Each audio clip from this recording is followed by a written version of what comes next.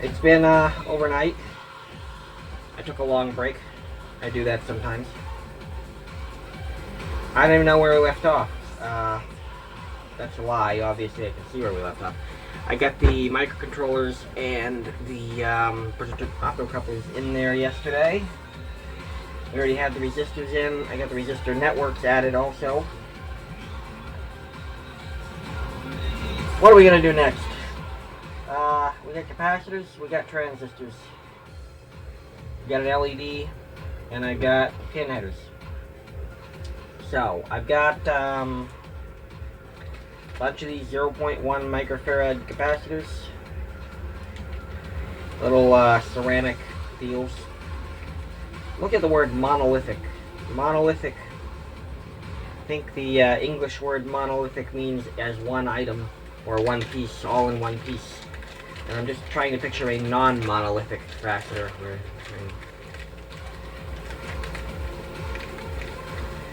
So, the design here is originally set up for 3 of these little capacitors.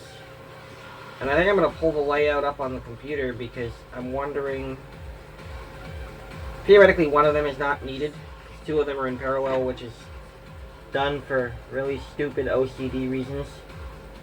And it was more to do with the schematic layout than the board, which is the absolute worst reason to do this. But on the other hand, it has no harm. It adds a little extra capacitance on there, which, being that it's a bypass capacitor, isn't really a bad thing at all. So I'm looking over at the computer screen right now. I'm trying to find the board layout for this because I want to see which capacitor is a duplicate. And trying to trace the thing out on the board itself through this white color stuff is difficult at best. And the optional one is these 2 right here are the same. They're in parallel. And of course there's no way you're really going to see that because the light goes away as soon as I get close to the camera. But there's 1, 2, 3 spots for them, and these 2 on the bottom are actually duplicates. And I think I am going to omit one of them. The one above it is the reset capacitor. So anyway, let's see here. How tall are the capacitors?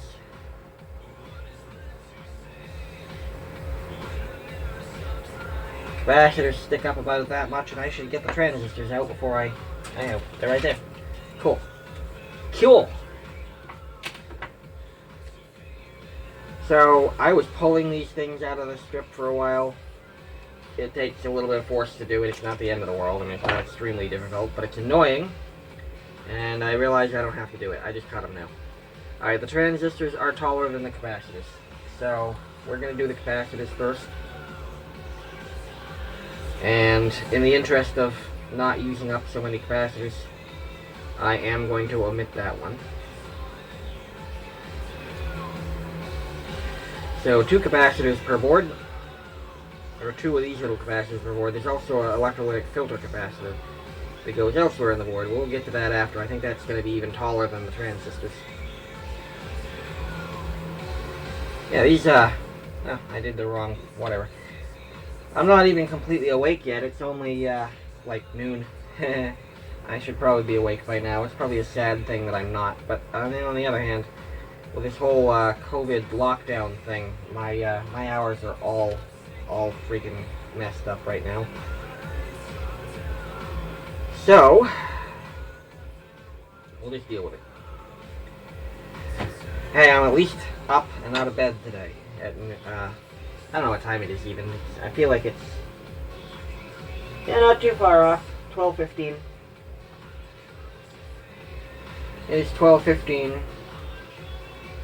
I am listening to one of my favorite bands today. It's Imperative Reaction. And it's pretty quiet, so it probably isn't coming out in the video very much, which of course is good, because I don't want it to. I don't want to trigger YouTube's copyright thing, and I also don't want to actually be doing anything wrong. But again, I just refuse to work in silence. There has to be something going on behind me. And since my house is largely empty, except my roommate who is in the other room talking to someone on the phone, I mean, I guess that counts as noise. It's kind of distracting noise, actually. Music definitely helps. So we're not getting rid of the music. I'm not going to sit here in silence. Hopefully it's quiet enough that it doesn't matter. And at this point, I mean, I'm just doing the same thing you've seen me do a million times. I'm sticking components through holes and bending leads over a little bit so they stay in place. We're almost at the point where I can put some power to these boards and see if they talk. They won't exactly talk yet because the microcontrollers haven't been programmed. I really should have done that while I was doing the fuse settings. I don't know why I didn't. For some strange reason, I kind of like to test the programming headers on the boards. And I want to program these with my phone too. Of course, you are my phone. The phone that I program these with is the same phone that I use to take videos. So I'm going to have to... I got a little digital camera around here somewhere. It's a Sony, I think. It definitely belongs on a farm, like in the ground, with leaves sprouting out on the top of it. It's not the highest quality thing in the world when it comes to, you know, taking videos and such. But it does work. And I will probably use that, or I know probably about it. I'm going to use that to take the, to take over video duty while I program these things with my phone. But we're not there yet. Right now we're still putting them together. Or I'm still putting them together, and you're, for some strange reason, still watching. This is going to be like boring video on YouTube. Or the most boring series, I guess. But I had 22 views in the first day, which isn't great in terms of, you know, people that have been doing this for years that have followings. But I don't normally get that many views, so apparently someone likes this stuff.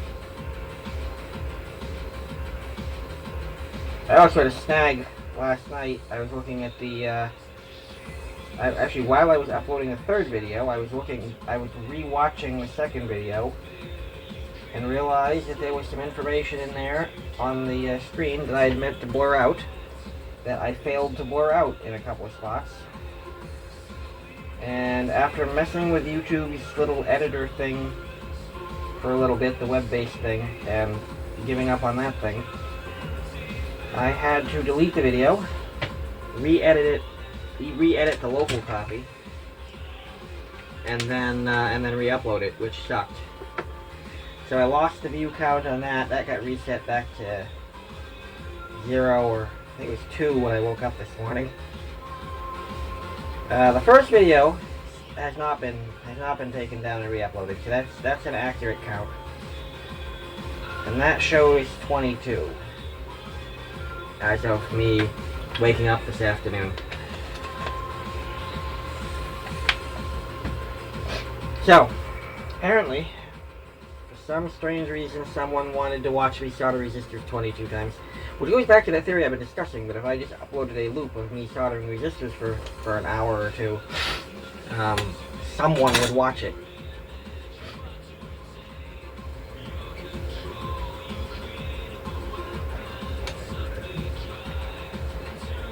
Which is almost sad, but at the same time, I mean, what else do we really have to do right now, right? Watch some guy on YouTube solder resistors. Well, I gotcha, I'm soldering capacitors today. So if you were hoping to see me solder resistors, you clicked on the wrong video. Go back to video 1. Because I'm not going to be soldering any resistors today. Oh, you know what? I might actually solder some resistors today. The ones for the LEDs, I think. I don't know. Oh, no, they've been installed already? Wait a minute. What is that resistor down there? Oh! That's not for the LED, and yes, I will be installing it. That's for the tip 122, the transistor, and those are... You know, I better make sure I get the right value resistor there. I'm going to put 1K resistors there because I'm driving a big transistor with a 5-volt power supply. And yes, no, I completely randomly guess values sometimes just from intuition, and sometimes there are occasions when I end up with values that don't work. But for the most part, I mean, I can just think, you know, big transistor, low voltage. Okay, I need a larger than normal amount of current. Let's go with 1K. I use 4.7K for almost everything logic level. Just, I don't know why. I read that somewhere that it was an appropriate value. Is it? I don't know. I mean, yes, I know Ohm's law. Yes, I can do the math. I tend to live with a lot of this stuff where you just get habits and you get ideas and you do the math once, or even someone else did the math for you, and you do it and it works. And I'm not a question everything guy. I'm a question if you don't understand it. If you understand the science behind it, if you understand the science behind it, then you can do what someone tells you, as long as you understand why you're doing it. And I know that at some point, somebody who wrote some book that I read did some math, used Ohm's law and the voltage and current requirements for TTL logic, and came up with 4.7K as a good value to use it as a pull-up resistor at least. And so I just bought a ton of 4.7K resistors. And I guess actually my motivating factor right now for using those is that I have so many of them. That's the value that I have on hand. It's the value I have on hand, and it does work. So I don't see any need to, like, go through buying something else. I'll just use what I got. If there were a compelling reason not to, such as it didn't work, then I'd be sitting here trying to figure out the right value. But we're not doing that because 4.7K resistors work. But when you're driving big transistors... Actually, the tip 122 is a Darlington, isn't it? I should look that up. I think it's a Darlington, which means it can be driven with a lower amount of current. So 4.7K probably will work. But I'm going with 1K. I think I made that decision.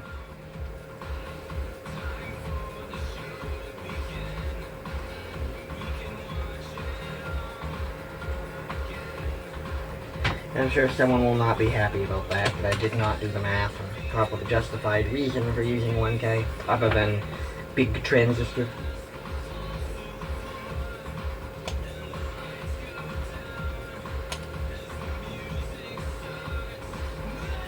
Oh, you know what? I actually have I have one of the other versions of this board sitting here.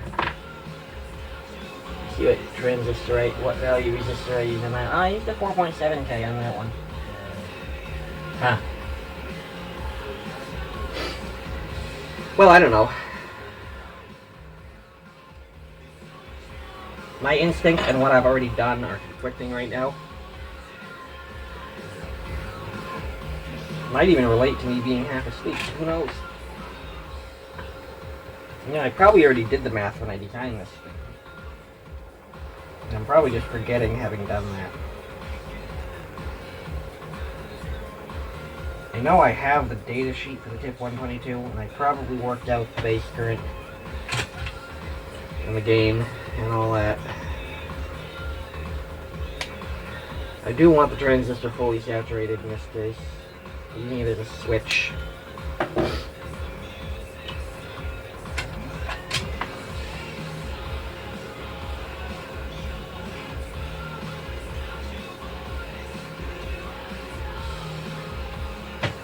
I have a shuffle still. I don't feel like this should be the song that should be playing right now. Nope, not on shuffle. Wow. Shorter songs than I expected, or I'm taking even longer to solder capacitors than I expected.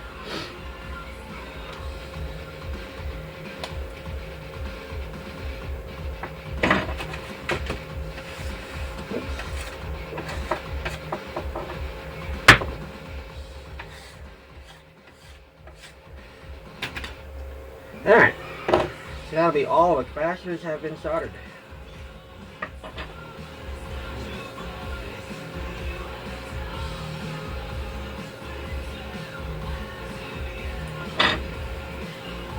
Alright, so let's get those transistors on there. There are 3 2N3904s per board. There are 6 boards, so I need 18 of these. 1, 2, 3, 4, 5, 6, 7, 8,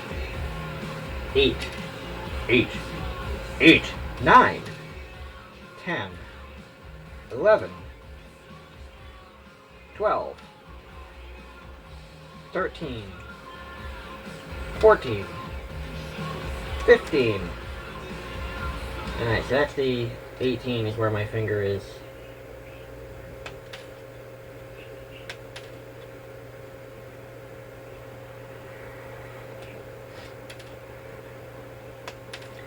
Alright, 18 2N3904 transistors just lost their legs.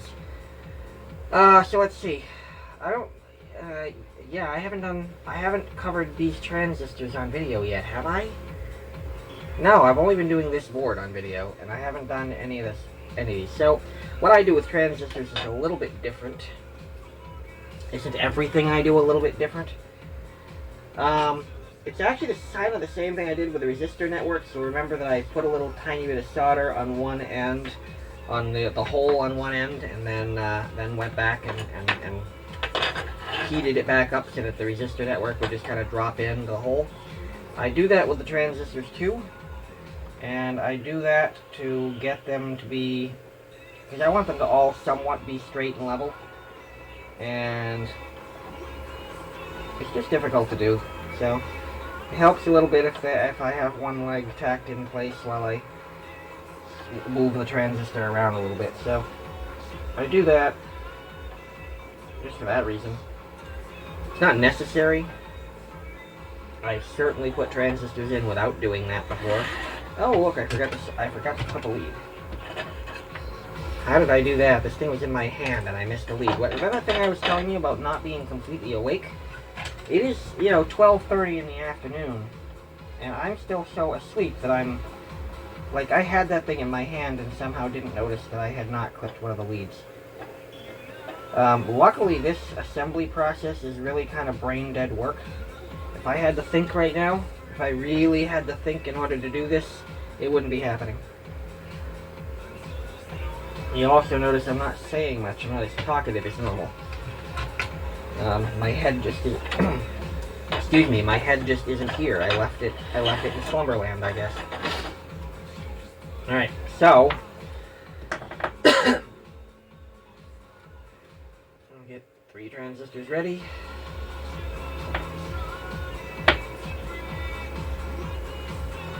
I'm going to clip the middle lead a little bit shorter so that the outer leads kind of stay where I put them. And this is one board's worth of transistors. I'll try this and see how this works for the videos. So the transistors, the TO92 transistor case in Eagle has a drawing of the outline of the transistor, so you know which direction they go in. I don't know if that worked out or not. I'll see it when I edit the video. Hopefully it works, because I noticed that in previous examples where I've attempted to hold the thing up to the camera to show it something, it doesn't work. So hopefully, and it doesn't work because my lights are here at this level, and as soon as I get above that, you can't see it. The light goes away. So I'm hoping that if I bring the light up there with it, with the flashlight, maybe that'll produce a better result on video. Maybe it won't. I don't know. We'll see.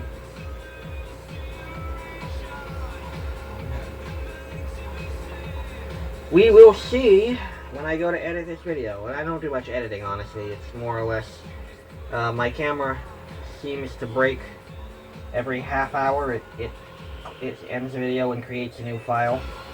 So I have to put them back together in Kdenlive to make a single long file. And also, doing that recompresses the thing, and it seems that Kdenlive gets a better compression ratio than whatever my phone uses by default. Whatever codec it uses by default. So if I recompress them with the computer, I get a smaller file, which takes obviously less time to upload to YouTube. I guess I'm not really in a big hurry to get them uploaded, but you know. No one really wants to sit there and watch a progress bar for as long as people apparently want to watch me solder resistors.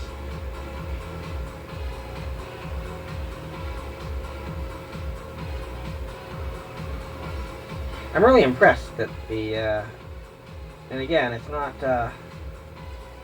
outstanding at all compared to other people who do electronics videos on YouTube.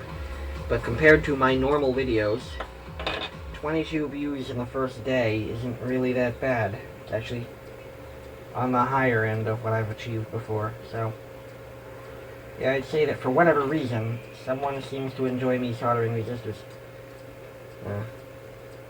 I'm oversimplifying, obviously. I'm doing a lot more than soldering resistors, but I mean, that first video that's really all I did was put resistors in these boards.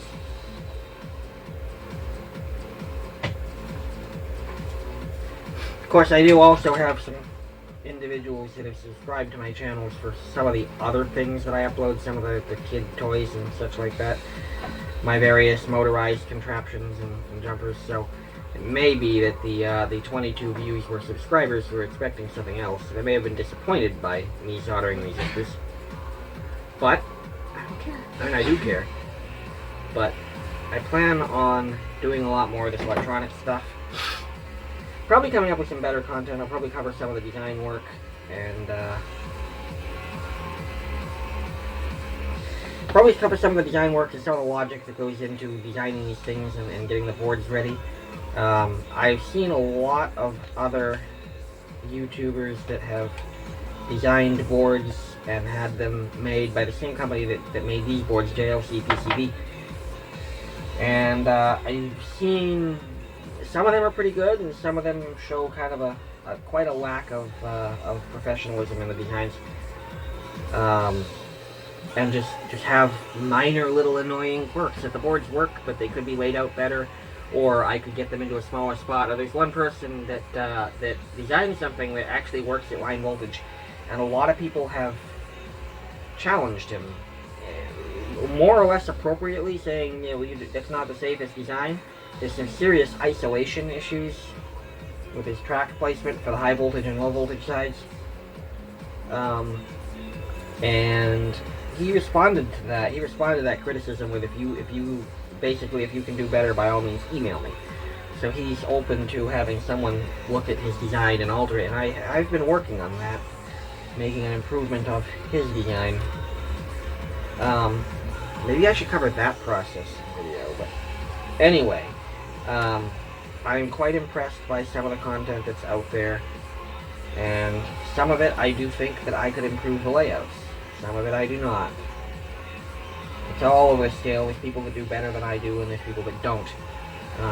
But some of the ones that do, maybe what I should be doing with this channel is covering some of the design logic that would help some of the people that are struggling do a little better, and would no doubt inspire some of the people with more experience than me to laugh at my procedures, or even criticize mine. Heaven forbid. Criticism is allowed. If I'm doing something wrong, by all means tell me. Just as I've mentioned in some videos, there are things I've been doing for years that I know work. And if you tell me that you've got a better way, I will listen to you, or I will hear you out. But any attempt to tell me that what I'm doing doesn't work will just be met with laughter. And that's not that I will be angry at you for criticizing me, it's that telling me that something that has worked for me for years doesn't work is kind of looking like telling someone that the earth is flat. Someone might believe it. I won't. Somehow I wound up with one extra transistor. Okay, I've got other boards that need transistors. Oh, you know what? I'm going to be doing these boards next. These things are kind of cool. We have Skeeball games at the arcade, and for whatever reason, they sometimes forget their settings. So this little board, you have to push some buttons in there and go through a menu to change the settings to get them back to normal. This board is basically just a recorded series of button pressing. You configure this board with what the settings are, and then this goes inside the Skeeball game and it plugs in where those buttons are, and every time the power comes on, it waits a certain time, then pushes the buttons in the right order to reset it to factory default so it knows where it's starting, and then it goes through the menu and sets everything for you. I gotta make 16 of these. I have 20. I have 20 blank boards, and I need to make 16 sets. Or 16 boards, and they need 2 transistors each, so that transistor will be there. So, some of you don't know how these boards show up. I mean, you see these boards are this size, and you can see this almost serrated edge. I got noises going on behind me, but so much for silence. As you can imagine, they come, this is one board, and it's perforated in the middle, and if I take the flashlight, you'll be able to see the perforation in between. So this is this board is available in 2 different layouts, and I got one of each on each card thing here. And JLC charged me extra for that, which, whatever, guess it's within their rights to do so. But with the amount they charged me extra, I almost would have been better off just ordering it as 2 different boards. So when I reorder these, we're gonna have to address that. But the Skeeball configuring board is 4 per board. It's perforated in both directions. And these things just snap pretty softly, pretty smoothly. I was actually worried that they'd break, but they don't. They don't. So. Alright, and I actually still have some of the Dave's boards left over too. I got another 5 of these things that I can put together if anybody ends up needing them. Those are for when you have a game that has like 4 different stations, and originally had 4 different coin slots, and you upgrade that game to use a card system. The company that makes the card system obviously wants you to buy 4 card readers at a price of like $300 each. That's $1,200 worth of parts. But using that board, which I think I was selling for 50, 40, somewhere, I forgot the price on those. But using that board, you get to use 1 card reader. So you've gotten rid of $900 worth of card readers. And the person comes along and they tap their card, and each station has a button that just starts blinking. It can be labeled start, it can be a button that's built into the game already. So they tap their card, and then they go to whichever station they want to play on, they hit the start button. It seemed like pretty easy, pretty obvious logic. It's called Dave's board because a co-worker named Dave, who owns a bunch of arcade machines that he has at different locations, he was the one that wanted me to design that board.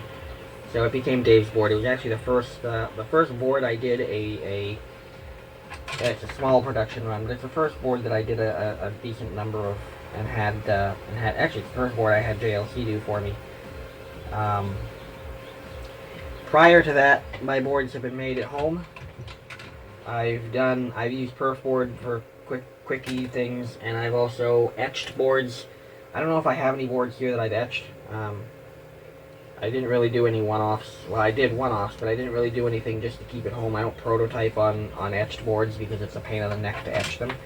I don't care what anybody says. No matter how well you got that process down, it's still a pain in the neck if you're doing small quantities of things and you're doing a different design all the time. Heck, even if you're doing the same design all the time, it's just a pain to do those. It just takes too long. And JLC, they got a big factory and machines that do everything. I mean, you attach the file, you upload the file to their website, and I don't know if that file ever has to change, ever has to have any human interaction other than a quality control process. I'm pretty sure it's like you upload the zip file and the machine spits out a board. I mean, they've got that process perfected. So I've been advised of a couple of American companies. Well, I've only been advised of one American company that does kind of what JLC does. That you can send them board designs and they'll make a few boards for you. Unfortunately, when I checked out their website, first off, we'll explain JLC's website, jlcpcb.com. You go there, you upload a Gerber file, or some Gerber files in a zip file, and it gives you a price. You tell it how many you want and a few other minor things, and it gives you a price quote, and you enter your credit card number, and then you just sit and wait by the mailbox and boards show up. It's really that simple. And it's $5 for, or $2 for $4, I don't know, it's under $5 for 10 boards that are 10 centimeters square. So for one of those cards there that I made with 2 of these on it, it's under $5 for 10 of those. So it's a pretty decent price, and it's a really easy procedure. So Facebook showed me an advertisement one day for an American company that claims to do the same thing. They'll do small batch circuit board manufacturing. And I thought, that's great. I would love to do this, to have my boards made here in the US instead of in China, for 2 reasons. One, supporting local business, well, supporting this country anyway. And the other reason is entirely selfish. To get these things shipped here from China takes forever. So I thought that was going to be a good deal. I thought, we'll try this out because it's better. Well, not so much. First off, I couldn't upload them a Gerber file. They didn't like the format that it was in, and I never understood why. I was able to send them Gerber files. I never really got to that point. They wanted a ton of information that I didn't really want to give them. I mean, you don't need my phone number to give me a quote. Their business model seemed to be that I was going to send them the file, and then they were going to get back to me with a quote. And they were going to have this consultation period, and no, I don't want any of that. I want you to take my file, make the boards, and send them to me. I don't want to have a 2-week consultation process. I just want the boards. Anyway, I did finally get to the point where I never got an official quote on my board. I couldn't work out the website to make that happen. I did find some sample quotes, and it looks like $2 per board. That's $30 per board, versus JLC that charges me $5 for 10 boards. So yeah, as much as I wanted to go to a U.S. and as much as I would be interested in going to a U.S. manufacturer if possible, the price was not there, and the experience, the user experience, just to get the process going. No, just no. We have a lot of complaints about competition from other countries that why their labor rates are so low, and we complain about why people go there. It's not just the prices being lower, that's definitely part of it, but it's the experience as well. I will support American companies when American companies can give me something even comparable to what I'm getting from China. And I'm not expecting them to compete perfectly. I was expecting the boards to be maybe a little bit more expensive. $2 per board. That's $10 for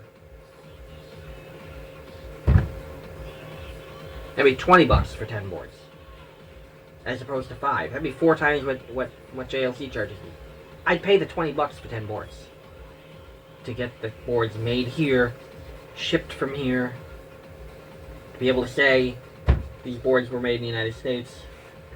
You know what? I would totally have paid that, but not $30 per board. Not $30 per board after going through a procedure that practically asks my life story, and before I even get to the point where I tell them what I want for a board. When the American company can compete with the Chinese company, when the American company can just do the same thing, Just do the same thing, the same way. I'm going to China to have these boards made, not just because of the price. The price is certainly part of it. But again, I would pay a little bit more. I'm going to China to have these boards made because it's so darn easy. I go to the website. The program that I use to design these boards is Eagle by CADsoft, I think. That program exports an industry standard file called a Gerber file. And I upload that directly to JLC PCB's website. There isn't any human interaction necessary. They don't ask me any insane personal questions, and I consider just my contact information sometimes is personal. And I will certainly give them that when they need it, but when you're just trying to give me a quote, you don't need to know who I am. I want to know what your price is for everybody, not me specifically. So I should not have to tell you who I am specifically just to get a quote. Take my board file, tell me how much it's going to cost, then take my credit card number, then I'll give you some contact information when I've decided that I'm going to buy from you. Most people who know me know how much I hate marketing, and that's really what that is. That is marketing. They do not... What is the reason for asking how to contact me before you give me a quote? Well, it may be that I'm going to get a special discount if I'm a certain person.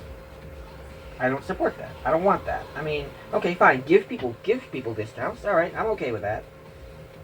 But don't make that part of your normal sales process. The other reason is they want to add you to a marketing list, so that if you decide not to go with them, basically they can harass you trying to get your business in the future. Dude, I decide to give you my business based on what your company can do for me and how much it's going to cost. Those are the two factors. What you can do and what it's going to cost. And neither one of them is automatically stronger than the other one. They both get considered and weighed. They're both important.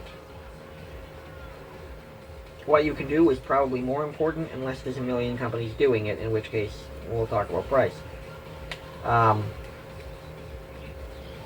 You got to give me that information before I give you anything.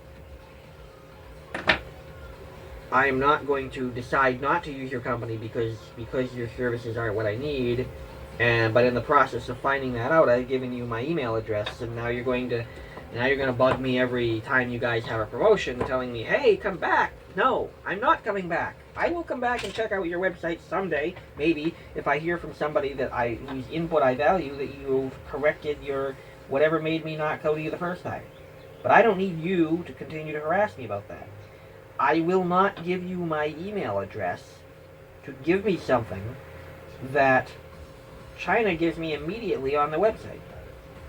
I go to China, I actually don't even have to upload a board file. Their prices are, I think it's $4, $5, under $5 for 10 boards. And it says that practically in big bold letters on the opening page of their website.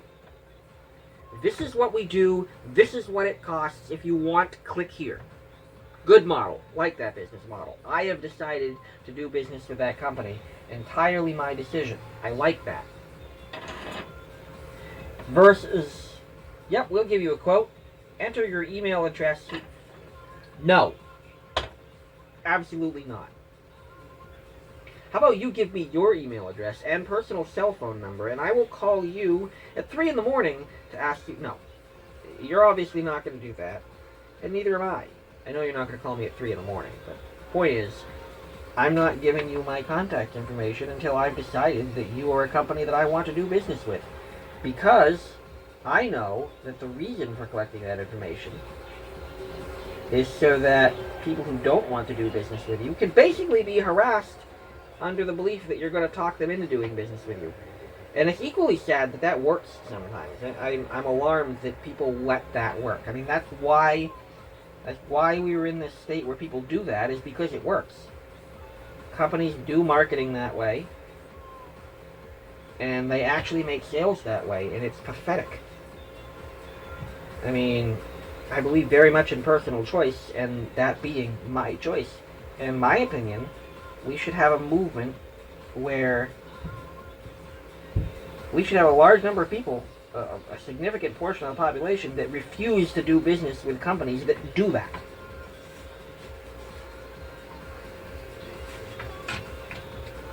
I mean, the idea of capitalism is basically speak with your wallet.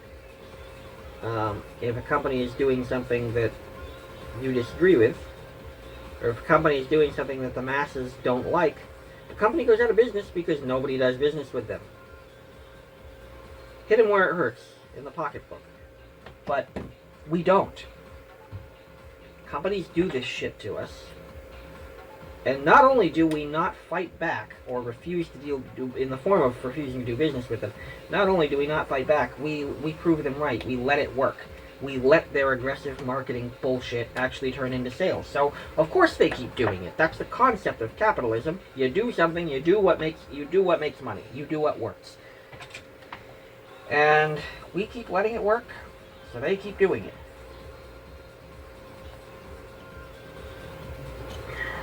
To me, and I've rejected companies for this, the company is going to relentlessly spam me. They're not getting my business ever. There's a phone company out there, and I forgot the name of it already.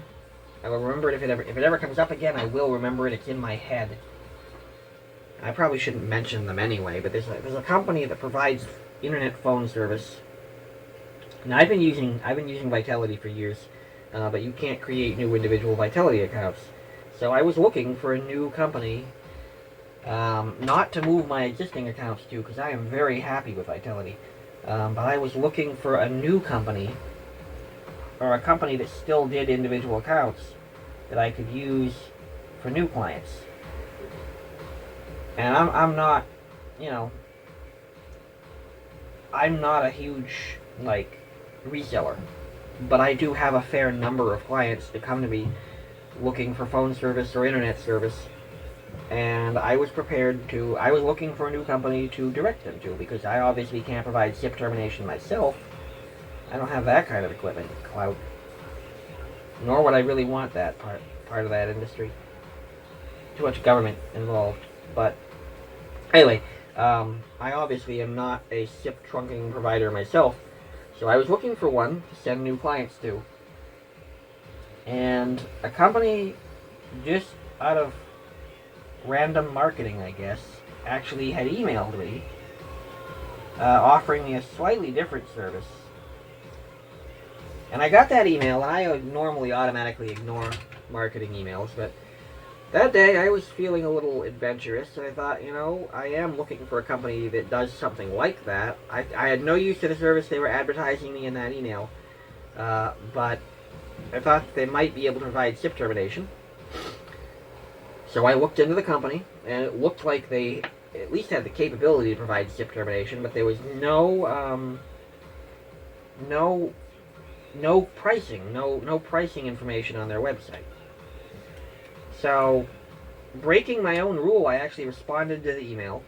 I called them up, and I spoke with a representative that at least pretended to listen. And I told him, I'm not interested in the service that you're advertising, but I do happen to be looking for a company to do this other thing. I need to know for comparison purposes, because I am going to compare you to other companies. I need to know what your rates are, what your reliability ratings are. I need to know this basic data. And of course he responded by asking me a bunch of, identifying information, and my response to that was simply, straight up, I do not want to know what your price is for me. I am looking to sign up other clients with you, through me, for sure, possibly. But I need to know just your base rate. I need to know your standard rates. I need to know what you charge everybody. I need a chart that says, per phone, per did, this is the monthly price or the weekly price or whatever. I need to know this is your per minute charge for incoming and outgoing calls. If it's a scaling, graduated thing, I need to know the graduations. I just need a chart. And this is a sales guy I'm talking to. And he says, well, yeah, no problem. Well, I don't have that information, but I'll get your contact information over to someone who does. That should have been a warning sign. I mean, you work for the company. You don't have the information. Don't send my information. Don't have someone contact me. You transfer me to someone who does. So I gave him an email address that was valid and went to me. For the next 3 months, I got emails from them constantly, wanting to set up conference calls and meetings. And I don't want a conference call. I don't want a meeting. I don't want a consultation. I don't want to spend 45 minutes on the phone with you trying to convince me to sign up for your service and refusing to answer my question. I want the answer to the question. Give me the prices and I will give you the business. That company lost my business. It didn't happen. I got that nonsense. I got fed up with that nonsense. And I happened to be the system administrator of the email server that that email address was on, and I said, no, this is not happening. I'm not dealing with this. Absolutely not. So I blocked their email there. I blocked their entire domain from emailing our entire domain. Alright, so I got all the capacitors and transistors in, and I've been blabbing for, I'm probably going on that hour rating already. You know what? Well, that imperative reaction CD finished, so we're close to an hour, if not past. Yeah, well, whatever. So I'm going to do these pin headers now, where the communication port for programming plugs in, and the ISP port for to program the microcontroller, which we need, obviously. So I get these strips. Actually, I got a whole baggie of them. I got these strips, these pin header strips. They just break off. I'll have to break off more in a minute when I do the next board, so I'll show you that. But on this one, both of the pin headers happen to be in line, so I can just... I'm using that IDC connector again that we use for a component lead former. I use it to hold these into a sensible position. And since these are in line with each other, I can do them all at once, which is really convenient. Now I'm going to try to match that thickness. That plus a circuit board will probably match that thickness. So one side of the board is held up by these things, and I want the other side to be somewhat level, so that the force is going straight down onto this connector, or onto these connectors. Whoa, that's higher than I expected. Alright, so circuit board plus foam thing does not work. Oopsie. And as is normal for me, I'm going to solder one pin. And you can feel, well, you can't. I can feel the thing moving around as I solder it, so. Soldered one, and then I'm just going to hold the thing down with my thumb. Heat that pin again, just to get those things soft, flat down onto the board, which they now are. And then we'll come back and we'll resolder the rest of the pins. And it's the same old thing you watched me do 100 times. I'm just soldering things into a circuit board. And I don't know how that entertains people, but I mean, guilty as charged. I sit here and I watch people solder boards all the time, so it is what it is. I don't know what it is, but whatever it is, that's what it is. Alright, so those are all soldered. Pull this off of there. We have one board that I actually could actually plug this into the programmer now and talk to it into the ISP programmer.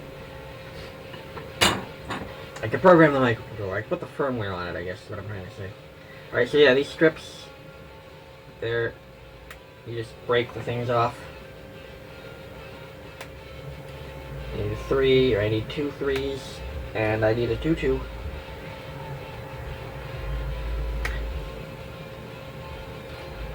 And then we put them in this thing again. I'm listening to In Flames now,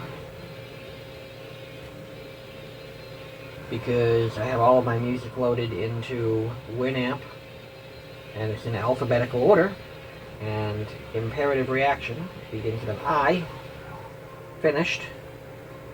So I moved on to the next one, which is In Flames. which is a band I've honestly never heard of, except that a rap group that I recorded a few years ago had done a song that started as an In Flames song. And that was a song they had recorded before I came along, and the recording quality was horrible. And I really wanted it redone. It never got redone, but I wanted a good quality recording of that song, because it was a good song.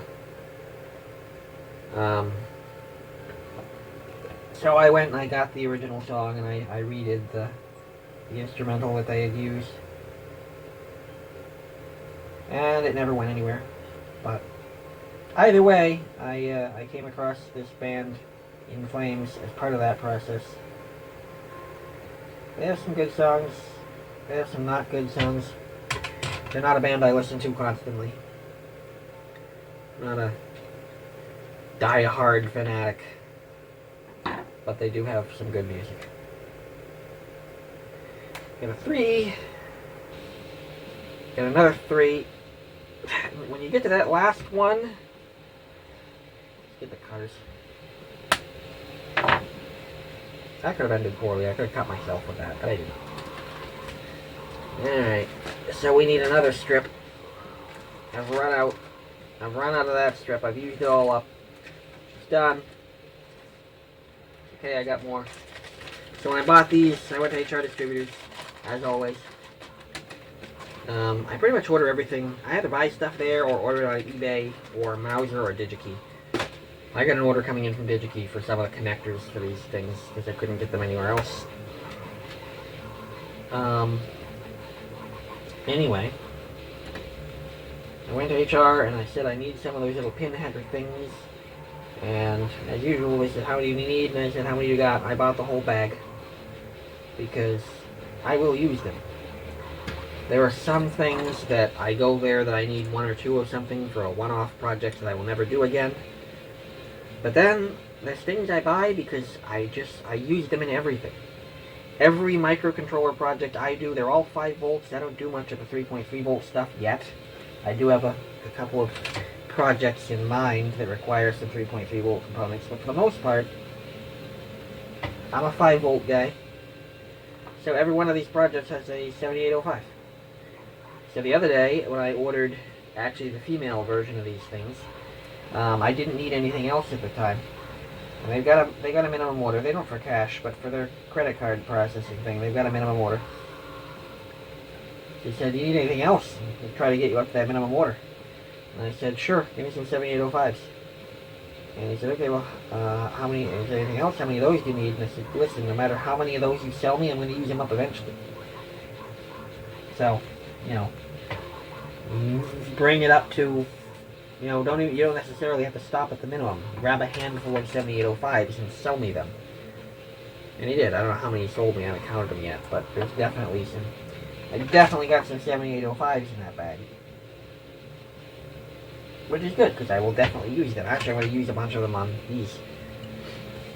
I'm going with the TO220 7805s on this version of the board, which I should have done on the other ones. I'm running pretty close to the limit on the TO92 ones. I'm not over the limit, but, you know, they run a little warmer than I like. And they have no means for heat sinking. I mean, there is such a thing as a TO92 heatsink. I don't have any. And by the time I start buying heatsinks, I might as well have just bought the TO220 7805s instead. So I tested at the beginning and made sure that the TO220 things will fit into the board, that the pin spacing, I knew the pin spacing was right. I just wanted to make sure that the pads were suitable size, and they are. So I'm going to put the TO220 7805s in these boards just because I honestly should have done it with the other ones, and I will probably change the design on the other ones so that the next batch have the TO220 ones. But on this one I didn't. But I'm going to be using them on these anyway because they fit. And they've got a little bit more thermal mass. And they're just bigger, so they have a better surface area, so they will dissipate that heat better. So, what on these boards sucks up a lot of juice? I really hadn't done... There's a lot of things, a lot of cases where I should do math and I don't. And this is really one of them. Those optocouplers, the input side is an LED. And they... You know, when I look at an LED as a thing that sucks about 20 milliamps. Maximum. That is not the maximum for these. At 20 milliamps, they're well within their operating range. They can go a little bit higher. I'm running them at, I think, 20 milliamps. And there are 4 of them. So if this thing, at the moment that the coin output is closed, which if you work at an arcade, if you've worked at arcade machinery, you're thinking that's not very often. That's only for one pulse. What if you have a device that wants a normally closed coin input? So that's one of the scenarios that this board is designed to solve. So at the moment when the coin output is closed, that's actually 2 of the optocouplers on. Because, number 1, I have a spare optocoupler because I'm using quad ones. And number 2, I didn't want to have a polarity-specific coin connection. So I took the 2 optocoupler outputs and hooked them in reverse. No, reverse parallel. They're parallel to each other, but they're reversed, so no matter which direction, which polarity your coin signal is, it's going to work. So that's two channels of that optocoupler are turned on at the same time.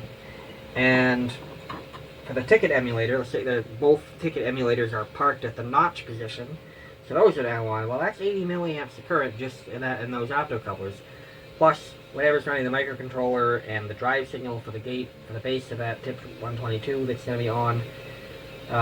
It adds up quick. You reach that the 100 milliamp limit that's the current limit on the TO92 7805s, and that's not even considering power dissipation. If you're putting 12 volts into this thing, 5 volts out, the thing is eating 7 volts at 100 milliamps. That's 700 milliwatts. Now, I've certainly seen TO92 components that are rated to handle 700 milliwatts. It's not completely unheard of, but it's definitely on the high end. It's quite very well on the high end, actually. So in that scenario where all of those optocouplers are on at the same time, that thing gets a little toasty. Now this is the first batch I made of these, and they're going to be in use at a place where I am one of the techs. So if they fail, I'm the one that's going to have to deal with it. So I'm going to go ahead and use them in that scenario. Because of that one quirk, this is not a product that I would sell in that form. And these are for sale. I will be marketing these. However, the ones that are sold will have a TO220 regulators on them, which have a much better ability to dissipate heat. So the other mitigating factor in the ones that I use the TO92 transistors on is that I'm one of the techs there. I know what game they're going in. It is not a normally closed coin input, and it only uses one ticket mech. So my maximum current consumption there, my maximum sustained current consumption there, is one notch output, which is 20 milliamps. It's going to be fine in that application. It's the ones that use the 2 ticket mechs are going to be higher. I mean, honestly, real world, it's highly unlikely that you're going to find a game that has 2 ticket mechs and a normally closed coin input. I mean, it just doesn't happen. And I mean 2 ticket mechs on 1 player. You know, a 2-player game doesn't count. This only works, handles 1 player. Yeah, we only have... All of the games we have that have 2 ticket mechs that need to be emulated are modern games, and they're all normally open coin inputs. So, I mean, the scenario I've discussed, the worst case, it doesn't really happen, but I would still prefer to, when it comes to selling products to other people, I want that product to be totally okay, even in the worst case. So, for that reason, these are not going anywhere with TO92 regulators in them. Just because somebody could encounter the worst case and have a failure. Alright, so I'm stopping the video now because I'm at the point where I can program these things. I have all of the components necessary for the microcontrollers to boot up and take a program. And to even try programming them with my the programmer. So, ending this video now, and I'm going to go try to find my digital camera and some way to prop it up here and see if the batteries are any good, and all that nonsense. And assuming all of that turns out on the positive direction, the next video will be me using that phone to write the firmware on these. Have a good one.